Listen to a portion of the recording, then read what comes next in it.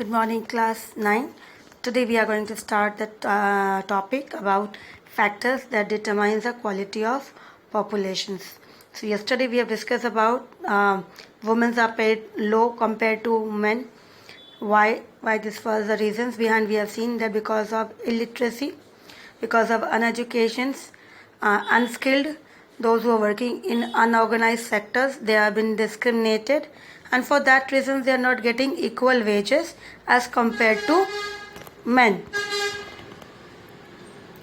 Again, we have seen that in the organized sectors, that is the women, those who are educated and skilled, they are getting same salary as compared to men, and the women, those who are working such as in health education sectors, health sectors, administrative sectors, army or police officers, pilots, etc. In these sectors, these have been organized sectors, so they are working and they are getting equal wages as compared to the men. Now today we are going to discuss about that factors that determines the quality of populations. Now what are the factors which determine the quality of populations? We have also already discussed about that human resources. That was education, we have discussed the same thing in educations. Then we will move to physical training and then health. So these three are the main important factors everywhere. Then it will turn into the population, turn into a quality of populations or human resources. So we will see the health education has a very important criteria. Now education's results not only in personal development, but it contributes toward the growth of society also. As you have been educated, you are not only increase your quality, but it will increase the quality of the society. Because if you are educated, you can educate your society, you help your society. So it promotes as well as the national income. When you start earning, your national income of the country will increase. You will put contribution in our cultural activities, and so that efficiency, government efficiencies भी जो है वो अच्छे से काम कर पाएंगे, क्योंकि गवर्नमेंट के पास अगर इनकम रहेगा और एजुकेटेड पॉपुलेशन रहेगा तो गवर्नमेंट्स के भी प्रॉब्लम्स जो है बहुत हद तक सॉल्व हो सकती है. तो इसलिए बहुत ज़रूरी है कि एजुकेशन सिस्टम को, हमें एजुकेशन को अपनाना चाहिए. ना एजुकेशंस में अगर हम आते हैं तो एजुकेशन जो है, अगर इसको हम लेवल वाइज डिवाइड करते हैं, फर्स्ट लेवल ऑफ एजुकेशन अगर फर्स्ट में आते हैं तो प्राइमरी और एलिमेंट्री जो बेसिक होता है, बेस होता है, बहुत ज़रूरी है. अब वो मिडिल स्कूल तक चलता है. जैसे it makes the childrens literate और डिसिप्लिन बनाया जाता है प्राइमरी में. ठीक है. इसके साथ रेट ऑफ लिटरेसी कंट्रीज़ में कि हाँ ये लोग भी जो है they are moving toward the literate में मूव कर रहे हैं. तो यहाँ पे basic reading, writing and maths concept को क्लियर करते हैं. सेकेंडरी जो है, यहाँ पे आ जाएंगे बच्चे 14 to 18 ईयर्स के. सेकेंडरी मीन्स अब यहाँ पे जो सेकेंडरी है, सीनियर सेकेंडरी हो जाएंगे. कौन से सीनियर सेकेंडरी? ये ऊपर वाला जो आ गया, ये मान लो आपको क्लास 6 तक हो गया. ये कौन सी क्लास? 6 तक हो गया. अब क्लास 6 के बाद 7 से जो है 8 ऑनवर्ड जो होता है, कहा जाता है वो सेकेंडरी और सीनियर सेकेंडरी के अंदर आ जाता है फ्रॉम 8. तो ये आ गया फर्स्ट टू क्लास 8 मान लो, या 7 तक. और उसके बाद ये फ्रॉम 8 टू क्लास 12. तो ये जो है 8 to class 12 senior secondary and senior secondary शुरुआत हो जाती है यहाँ पर. और बच्चे जो होते हैं 14 से 18 ईयर्स के एज के होते हैं, एंड स्टार्टेड चूजिंग, कि फिर ये चूज़ करना शुरू करते हैं कि हमें क्या पढ़ना है, हमें अपने फ्यूचर को कैसे बनाना है. इस तरह से वो डिसाइड करते हैं. Secondary, that was second level पे. थर्ड लेवल पे फिर वो ग्रेजुएट होते हैं. फिर वो अपनी पढ़ाई करते हैं 18 के बाद वाला, डिफरेंट अलग अलग कोर्सेज को आगे लेके पढ़ते हैं.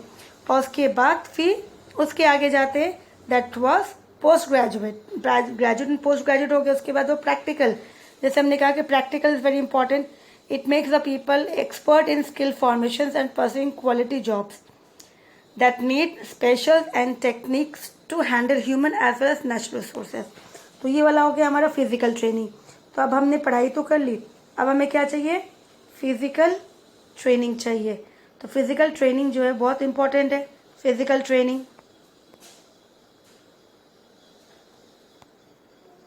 अब ये फिजिकल ट्रेनिंग हमें कौन कर रहा है? ये लास्ट वाला.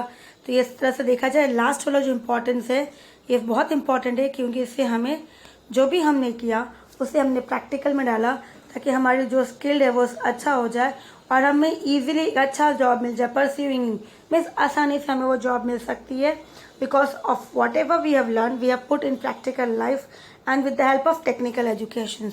इसी तरह से रेट जो है, लिटरेसी रेट जो है धीरे धीरे इंडिया में अभी इंडिपेंडेंस में जो था 1950s के उस समय और अभी वाला, that level has been increased. बहुत अच्छा खासा लेवल जो है इंक्रीज किया है। So we are moving ahead, हम आगे बढ़ रहे, डेवलप्ड हो रहे हैं धीरे धीरे ही, but we are moving ahead, हम डेवलप्ड हो रहे हैं।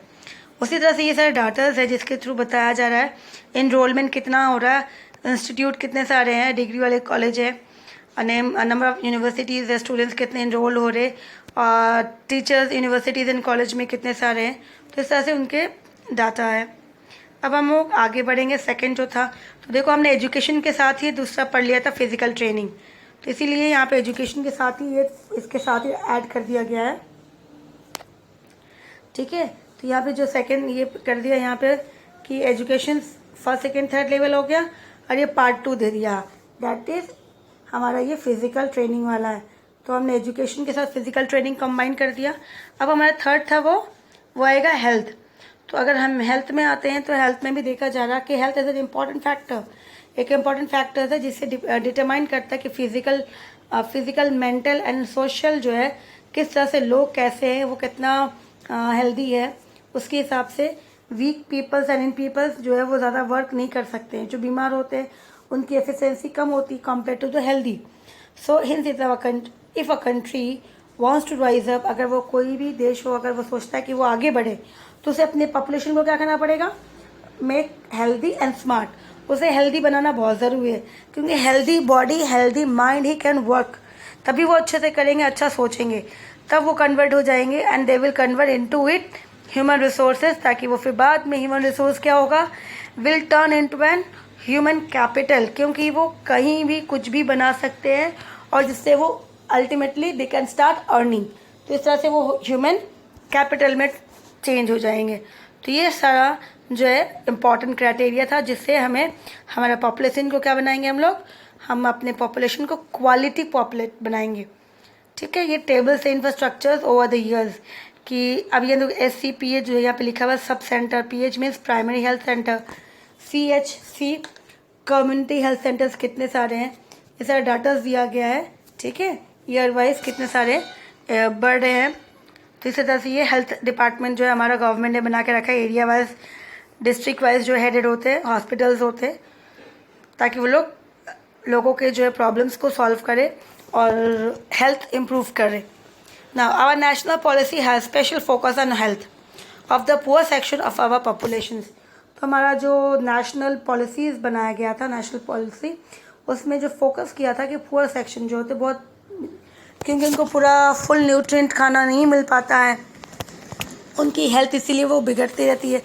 तो उनकी हेल्थ के लिए गवर्नमेंट ने फोकस किया कि उनकी हेल्थ हमें अच्छा कैसे करना है।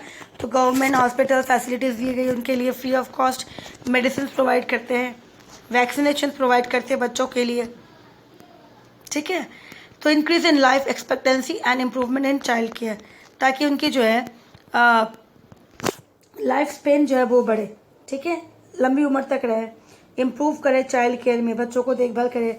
और जो बच्चे जो कम उम्र में, छोटे बच्चे जो मर जाते due to infant mortality rate, का मतलब क्या है, IMR, infant mortality rate, the child who die before at the age of 5, उससे पहले बहुत से जो बच्चे ड्यू टू अंडर नरिश, क्योंकि उनके पास खाने पीने की कमी हो जाती है। ठीक है, सो इंडिकेट वैक्सीनेशन की प्रॉब्लम होती है। तो गवर्नमेंट इस तरह से उनके ऊपर कंट्रोल करने के लिए वैक्सीनेशन फ्री करवाते हैं। मंथली कहीं ना कहीं देखो कि कैंप लगती है, गवर्नमेंट हॉस्पिटल्स में फ्री ऑफ वैक्सीनेशन दिया जाता है, चाइल्ड केयर होती है। तो इस तरह से अगर ये हर कंट्री अगर करता है तो इसका मतलब होता है it is indicator that the countries are moving ahead in a good process. तो इसका फ्यूचर जो है वो अच्छा है। ठीक है, तो इसी तरह से हमारी गवर्नमेंट भी काम कर रही है हेल्थ में। ना some problem prevailing in India, लेकिन फिर भी कुछ ना कुछ प्रॉब्लम्स कहीं ना कहीं होती है। तो इंडिया में भी कुछ प्रॉब्लम्स हैं। After getting independence from foreign rules, जब हम आज़ाद हो गए ब्रिटिशर्स से, तो हमारे लीडर्स ने सबसे पहले जो एक्सपर्ट्स है, टीम एक्सपर्ट्स ने क्या देखा, ट्राई टू देयर बेस्ट। उन्होंने कोशिश की कि हम बहुत अच्छे से सब मिल के एक तो इलिटरेसी की प्रॉब्लम को सॉल्व करें, फिर दूसरी पॉवर्टी, अनइक्वलिटी, इरेशनल थॉट, लोगों की अलग अलग विचार, उसे, दैट इज़ नेगेटिव थिंकिंग। फिर अनएम्प्लॉयमेंट, बेरोज़गारी, इन सभी चीज़ों से कैसे लड़े। तो शुरुआत किया गया, some of our brother and sisters are performing extraordinary, कुछ जो है बहुत अच्छा काम कर रहे हैं now at world level, but it is not false to quote that majority of Indians are deprived of quality good educations, quality of deprived of quality, then good educations, health facilities, even their right to work।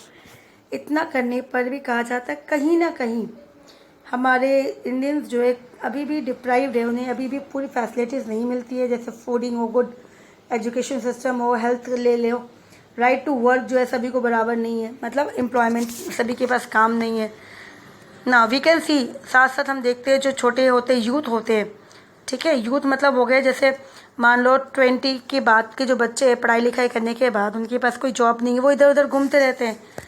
Most of youth attending institutions of higher education attend करने के बाद भी उनके पास कुछ job नहीं है, future job नहीं है, तो वो क्या करेंगे, तो that is a very serious problems, ठीक है। तो इसी तरह से इन्हें सॉल्व करने के लिए now the government is trying to solve all this problems.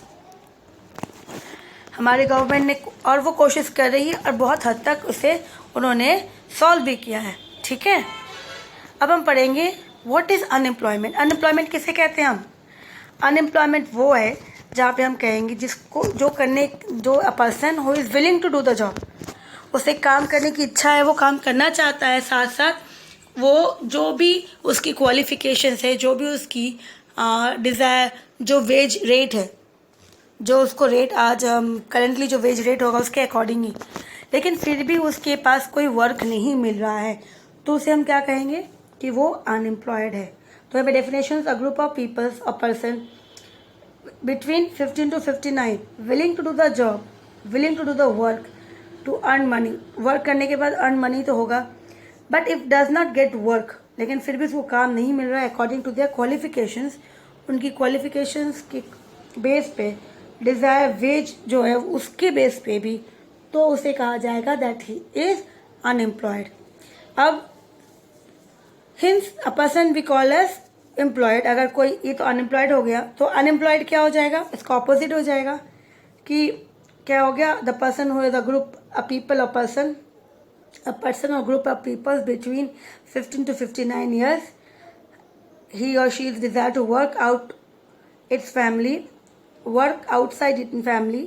he or she get a job according to its qualifications or ability, and he or she get wages for what he deserves, so the person is said to be as employed। तो यहाँ पे जहाँ पे does not लगा के रखा, उसको does not में not हटा देंगे, तो वो क्या हो जाएगा, एम्प्लॉयड हो जाएगा, ठीक है। तो ये एम्प्लॉयमेंट वाला है और ये अनएम्प्लॉयमेंट वाला डेफिनेशन हो गया।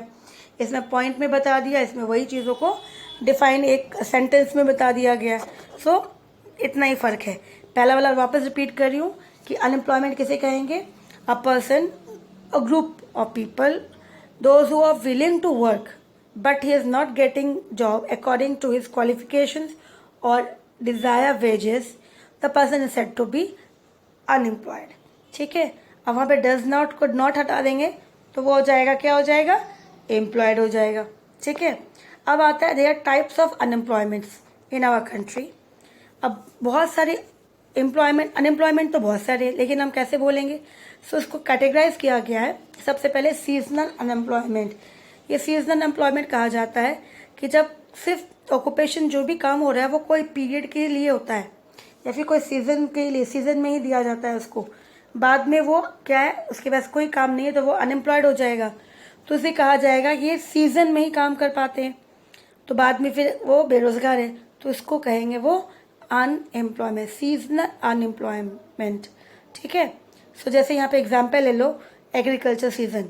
एग्रीकल्चर सीजन में है क्योंकि सीजन में ही जब उनको ज़रूरत होती है, तो sowing period, weeding period, harvesting, threshing, ये 4 काम होते हैं, तभी उनको काम मिलता है। बाकी महीने तो 6-7 महीने होते हैं, उनको कोई काम नहीं मिलता है, तो वो क्या हो जाते हैं, बेरोजगार हो जाते हैं। The rest of the month they don't have any work, so they are unemployed. तो क्या बोलेंगे हमसे हम, सीजनल अनएम्प्लॉयमेंट। फिर आता है दूसरा वाला, disguised unemployment. What is disguised unemployment? इसे हिडन अनएम्प्लॉयमेंट के नाम से भी कहा जाता है। हिडन मतलब छिपना, कि आप कुछ भी कर रहे हो लेकिन वो दिख नहीं रहा है किसी को कि आप कुछ कर रहे हो, क्योंकि आप छिपे हुए हो वैसे ही। तो इसलिए कहा गया इसे हिडन एम्प्लॉयमेंट या फिर डिस्गाइज्ड अनएम्प्लॉयमेंट। मतलब कि इन दिस वर्क और in this activity more than required workers are engage, जितना चाहिए उससे ज़्यादा वर्क वहाँ पे लोग काम कर रहे। जैसे मान लो कि नीड है 4 पीपल्स की, ठीक है, 4 पीपल्स की नीड है, पर्सन लिख लेते हैं, 4 पर्सनस की नीड है, बट वहाँ पर 6 पर्सनस काम कर रहे हैं। तो यहाँ पे एक्स्ट्रा कितना है, 2 पर्सनस है। तो यहाँ पे 4 पर्सन जितना हार्डवर्क कर सकते थे, अब वो कितने लोग कर रहे हैं, 6 पर्सनस कर रहे हैं। तो यहाँ पे सब ने अपनी अपनी वर्क जो है डिस्ट्रीब्यूट कर लिए। So all of them are not giving the 100%, क्योंकि they have divided the work so that the work has become easier. उनके लिए भी वो अपना 100% नहीं दे रहे, थोड़ा थोड़ा काम करके सभी का काम खत्म हो जा रहा है। लेकिन इफ़ इन केस जो आउटपुट रिजल्ट निकल रहा था कि 4 में जो आउटपुट निकलेगा वो भी 100% निकलेगा और 6 करेंगे तो भी 100% निकलेगा। तो अगर हम इसमें से 6 में से 2 अगर निकाल लेते हैं तो भी रिजल्ट 100 रहेगा, प्रोडक्शन उतना ही रहेगा, कम नहीं होगा। तो इसी तरह से कि यहाँ पे इतना ज़्यादा लोग काम करें इसकी ज़रूरत नहीं है, लेकिन उनके पास कोई और ऑप्शन नहीं है, क्योंकि बस उसके पास कोई और काम नहीं है इसके लिए। तो additional workers are remove from the activity. अगर हम लोग एडिशनल वर्कर्स को अगर रिमूव भी कर देते हैं तो उसका प्रोडक्शन क्या रहेगा, सेम रहेगा। तो इसी टाइप के वर्क को, इसी टाइप की एम्प्लॉयमेंट को कहा जाता है डिस्गाइज्ड अनएम्प्लॉयमेंट। ये वापस एग्रीकल्चर में ही होता है, क्योंकि फैमिली मेम्बर्स जो है अगर किसी को कोई जॉब नहीं मिल पाता तो वो क्या करेंगे, वो एग्रीकल्चर में ही जाएंगे। अब जहाँ 4 मेंबर्स कर रहे थे वहाँ पे 6 मेंबर्स कर रहे हैं अब, क्योंकि यहाँ पे जो 2 एक्स्ट्रा है उनके पास कोई जॉब नहीं था। तो यहाँ पे अगर 2 को हम निकाल भी देते, 2 माइनस करते, तो प्रोडक्शन सेम ही होता। इसी तरह से 2 ज़्यादा है तो ये हमारा क्या हो जाएगा, डिस्गाइज्ड अनएम्प्लॉयमेंट। अब यहाँ पे देखो डिफरेंसेस दिया गया सीजनल और डिस्गाइज्ड में। सीजनल जो होता है सीजन के अकॉर्डिंग होता है, ये बहुत शहरों में भी होता है, गांव में भी होता है, ठीक है। Rural area that is village and urban that is cities, दोनों में। जैसे सिटीज़ में रेनी सीजन में मोस्टली कंस्ट्रक्शन वर्क जो कम हो जाता है, नहीं होता है, रेनी सीजन में थोड़ा रोक दिया जाता है। तो इसी तरह से ये सीजनल हो जाएगा। अब सीजनल में एक और ले लो, शुगर कैन इंडस्ट्री जो है वो सीजन में ही वर्कर्स को अपॉइंट करती है, क्योंकि सीजन जो है शुगर कैन में मोस्टली 5 मंथ्स के लगभग लग जाता है उसको रिप होने में। फिर उसके बाद वो कटिंग होने के बाद जब इंडस्ट्री जाती है तो it work needed only for 2 to 3 months, या मान ले मैक्सिमम 4 मंथ्स। तो इसके लिए उनको वर्कर्स चाहिए होता है सीजन्स के टाइम पे। तो ये भी एक सीजनल एग्जाम्पल हो जाएगा।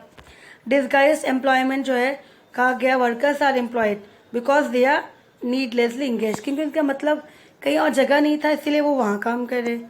और ये मेनली कहाँ देखा जाता है, एग्रीकल्चर सेक्टर्स में ही पाया जाता है। अब हम लोग मूव करेंगे एजुकेटेड अनएम्प्लॉयमेंट। एजुकेटेड अनएम्प्लॉयमेंट का मतलब क्या हो गया, वेल एन एजुकेटेड और well trained individual willing to do work but does not get a job. लेकिन उसको कोई काम नहीं मिल पा रहा है, उसकी इच्छा है, उसने पढ़ाई भी की है लेकिन जॉब ढूंढ रहा है, नहीं मिल पा रहा, तो वो क्या हो गया, अनएम्प्लॉयड हो गया। तो many youth having good academic qualifications है उसके पास, मेट्रिकुलेशन, ग्रेजुएशन, पोस्ट ग्रेजुएशन की डिग्री है, बट फिर भी उसको जॉब नहीं मिल पा रहा है, तो उसे कहा जाता है एजुकेटेड अनएम्प्लॉयमेंट। और ये भी कहाँ दिखने को मिलता है हमें, अर्बन एरियाज में, शहरों में। और ये एक बहुत बड़ा प्रॉब्लम है, पिक्यूलियर प्रॉब्लम है, क्योंकि पढ़ने के बाद भी आपको जब जॉब नहीं मिलता तो ये बहुत बड़ी प्रॉब्लम है, सीरियस प्रॉब्लम है देश के लिए भी।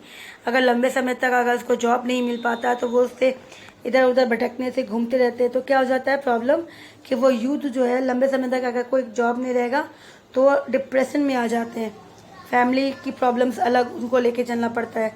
तो धीरे धीरे फिर इस तरह से वो साइकोलॉजिकल कंडीशन की ख़राब हो जाती है, डिसऑर्डर हो जाता है। अगर वो रिसेंटली स्टडीज़ में देखा गया है कि ग्रेजुएट जो अनएम्प्लॉयड होते हैं वो मेनली ग्रेजुएट और पोस्ट ग्रेजुएट होते हैं, लेकिन जो 10th और 12th पास होते हैं उनको जॉब मिल जाता है। क्यों? क्योंकि वो कोई भी जॉब करने के लिए विलिंग होते हैं, वो कोई भी काम कर सकते हैं। बट जितने हम पढ़ाई लिखाई जितना ज़्यादा करते हैं we need according to our qualification के हिसाब से काम करने की कोशिश करते हैं, इसीलिए जॉब नहीं मिल पाता। तीसरा कि जॉब जो है, some categories of jobs have more than required candidates. For example while in other there is scarcity of man power. तो ये होता है कब? टेक्निकल स्किल, मतलब आपने तो पढ़ाई की थी लेकिन आपको टेक्निकल नॉलेज कुछ नहीं है। तो जहाँ पे जॉब में वैकेंसी है वहाँ पे कौन से लोग चाहिए? टेक्निकल लोग चाहिए। तो इसके लिए प्रॉब्लम होती है, तो वहाँ पे कम लोग से ही काम हो जाता है। तो इसी तरह से बाकी जो लोग हैं उनको नीड नहीं होता है, तो इसी तरह से कहा गया ये प्रॉब्लम होती है। और कभी कभी ऐसा भी होता है कि स्कैसिटी ऑफ मैन होता है, मैन पावर भी हो जाती है कहीं कहीं कुछ कंट्री में, उनके पास स्किल्ड टेक्नीशियंस की प्रॉब्लम नहीं होती, मैन पावर की। वो तब होता है जब जो कंट्री में पॉपुलेशन की कमी होती है। अब आ रहा है हमारा एडवर्स रिजल्ट ऑफ अनएम्प्लॉयमेंट। इसका और नेगेटिव इफेक्ट क्या हो सकता है? तो देखा गया वेस्टेज ऑफ ह्यूमन रिसोर्स। हमने पढ़ा कि हमारा अगर ह्यूमन रिसोर्स जो है, जितना ज़्यादा पॉपुलेशन होगा उसको, अगर हम लोग पॉपुलेशन अगर ज़्यादा है तो उसके मतलब हमें ये नहीं कि हमारे वो नेगेटिव पॉइंट, हम उसको पॉजिटिव बना सकते थे। किस बेस पे? हमने देखा एजुकेशन के बेस पे, फिजिकल ट्रेनिंग के बेस पे और हेल्थ के बेस पे। तो हमें उसे ऐसा क्या बना सकते हैं? उसे हम बना सकते हैं ह्यूमन रिसोर्स। हेल्थ लगाने के बाद हम उसको ह्यूमन रिसोर्स बना सकते हैं, तो हमारे लिए प्रोडक्शन करेंगे, देश के लिए इनकम करेंगे। लेकिन अगर हम उसको कुछ नहीं कर रहे, वेस्ट बना के रख रहा, वेस्टेज ऑफ, तो वो हो जाएगा हमारा कि वो देश का भी वेस्टेज हो जाएगा। तो unemployment people is life is useless. वो जैसे ज़िंदगी रहते हैं उनकी कोई मकसद नहीं होता लाइफ में, वो फेल है, कहीं कुछ नहीं कर सकते, देश में भी कंट्रीब्यूट नहीं कर सकते ना। Unemployment person do not have enough money, क्योंकि वो उनके पास काम ही नहीं है, तो उनके पास पैसे भी नहीं है, फैमिली को सपोर्ट नहीं कर सकते, मेंबर्स को सपोर्ट नहीं कर सकते। साथ साथ अगर पैसे नहीं है तो अपनी हेल्थ की स्टेटस भी उनका अच्छा नहीं रहेगा, बच्चों की पढ़ाई भी नहीं कर पाएंगे, एजुकेशन लेवल उनकी बच्चों की भी अच्छी नहीं रहेगी। क्यों? Because of no earning. फिर unemployment creates a feeling of hopelessness, और उनके पास उम्मीद नहीं रहेगी, धीरे धीरे वो डिप्रेशन में चले जाएंगे। और इसी तरह से यूथ जो है घूमते रहते, भटकते रहते इधर से उधर। फोर्थ है unemployment train to increase economic workload. अगर आप बेरोजगार रहोगे तो देश का इकोनॉमिक जो है वो बढ़ेगा तो नहीं, क्योंकि यूथ कमा नहीं रहा है, तो हमारा इकोनॉमिक का लोड बढ़ जाएगा। क्यों? जो लोग कमा रहे हैं लोड उनके ऊपर जाएगा। वर्किंग लोग जो है जितना कमा रहे हैं उनका जो है वो अगर डिवाइड करेंगे तो उनके ऊपर जो है लोड बढ़ जाएगा। तो पॉपुलेशन का जो है, तो कहा जा रहा है कि यूथ जो है, अनएम्प्लॉयड जो यूथ है वो लाइबिलिटी से मतलब बोझ है। किसके ऊपर? वर्किंग पॉपुलेशन के ऊपर, क्योंकि उनको भी लेके चलना पड़ा है। Unemployment adverse affects the quality of life of an individual as well society. एक तो उसकी खुद की लाइफ की क्वालिटी धीरे धीरे खराब हो जाएगी और दूसरी सोसाइटी की भी। तो इसी तरह से it's very important that first of all when we are learning, educate करते हैं तो हमें सबसे पहले हम उसी लेवल पे जाएंगे, अपने आप को फिजिकल ट्रेन करेंगे, हेल्थ के लिए देखेंगे, तब जाके। साथ साथ ज़रूरी है कि कुछ ना कुछ ऐसे चुपचाप नहीं बैठना है, जो हो सके आपको जैसा आता है। स्टार्टिंग में अगर छोटी सी जॉब मिलती है तो हमें करना चाहिए, ये नहीं सोचना चाहिए कि हमारे पास क्वालिफिकेशन इतनी हाई है। At least they should be a beginning, we should not be a liabilities. हमें किसी के ऊपर बोझ नहीं बनना चाहिए, ठीक है ना। कॉजेज ऑफ अनएम्प्लॉयमेंट का कॉजेज देखते हैं।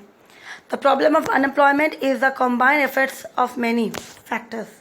क्या क्या? Lack of employment oriented education, क्योंकि आजकल जो एजुकेशन हो रहा है उसमें बच्चे लोग, बहुत सारी स्ट्रीम्स होती है, वो स्ट्रीम्स के अकॉर्डिंग चले जाते हैं, लेकिन उनके साथ साथ उनको अपनी फिजिकल ट्रेनिंग भी, मतलब जो पढ़ाई किया है उसको प्रैक्टिकल लाइफ में भी लेना चाहिए, तब जाके वो इजीली क्रिएट कर सकते। जैसे the educated youth have degree but they do not have skill to do their work creating things. उनके पास डिग्री है लेकिन वो कोई काम को क्रिएटिविटी नहीं कर सकते, क्योंकि उनको उस तरह से सिखाया नहीं गया है, उनको प्रैक्टिकल लाइफ में उस चीज़ों को यूज़ नहीं किया गया है। They simply stand in the queue of white collar job, मतलब लाइन में खड़े हो गए क्योंकि हमें जॉब करना है। वाइट कॉलर इसलिए बोला जाता है ऑफिस में जो यूनिफॉर्म कोड्स होते हैं उसके हिसाब से, but can not make a way for themselves by adopting self employed. कि हमें जॉब में लाइन में लगना, जॉब ढूंढना, ये नहीं सोचते हैं कि खुद एक कुछ अपने लिए बना ले, इंडस्ट्री बनाए, कुछ काम छोटा सा शुरुआत करे और दूसरों को भी नौकरी दे उस पर। तो इसी तरह से यहाँ पे लैक ऑफ ओरिएंटेड एजुकेशन जो है वो उसमें कमी आ रही है। मॉडर्न टेक्निक और modern technology, the use of computerize modern machine in various field देखा जाता है आजकल इंडस्ट्री में, एग्रीकल्चर में, गवर्नमेंट एम्प्लॉयज ऑर्गेनाइजेशन में, तो जिसके कारण अनएम्प्लॉयमेंट धीरे धीरे बढ़ रहा है, क्योंकि मशीन अब वो जो है ऑपरेट करने के लिए एक चाहिए। तो यहाँ पे हम लोग क्या कर रहे हैं, ह्यूमन को रिप्लेस करें मशीन के through. A machine is doing a work of 100 people more at a time. तो वो मशीन अकेला ही कर सकता है 100 इंसान का काम एक समय में, तो फिर वो 100 लोगों को क्यों एम्प्लॉय करेंगे। तो इसी तरह से वो मशीन में जा रहे हैं। फिर दूसरा आता है लास्ट की defects in economic planning also. कहीं ना कहीं हमें प्लानिंग में भी कमी आ रही है, क्योंकि certainly our leaders have left some holes, उसमें कुछ लोग छोड़ दिया, कुछ कमी छोड़ दिया है, जिसके कारण कहा जा रहा है they are failed in providing job security to their childrens, कि अपने बच्चों को वो क्या करेंगे, किस तरह से जॉब देंगे, या फिर उनको ऐसा एजुकेशन सिस्टम दे, ऐसा कि वो खुद अपने आप में जब वो पढ़ाई करे तो खुद अपने लिए कुछ क्रिएट करे, ना कि वो डिपेंड रहे किसी के ऊपर। तो आज की सिचुएशन जो है अपने आप में यही करना ज़रूरी है कि हमें जॉब जो है लैक ऑफ ओरिएंटेड ये नहीं करके हमें खुद अपने आप में कहा गया जो कि हम खुद अडॉप्ट करें सेल्फ एम्प्लॉयमेंट, कि हम अपना एजुकेशन लेवल को बढ़ा के और हम ऐसा कोशिश करें कि हम अपने आप में खुद अपने आप पैरों में खड़े हो जाएं, ना कि हमें डिपेंड होना पड़े, किसी पे जॉब ढूंढना पड़े, खुद काम शुरू करें कुछ ना कुछ। उससे तो आप करेंगे फिर आपने किसी और को भी एम्प्लॉय करोगे, तो ऐसे ना कहीं अनएम्प्लॉयमेंट की प्रॉब्लम भी कहीं ना कहीं सुधार होगी देश के अंदर। तो हमारा चैप्टर जो है आज ये कंप्लीट हो गया, हम लोग मूव करेंगे नेक्स्ट चैप्टर में। ठीक है, till then take care and do your work, complete your work. Question answer जो भी हमने भेजा है उसको आप कंप्लीट कर ले। ठीक है, मिलते हैं नेक्स्ट क्लास में।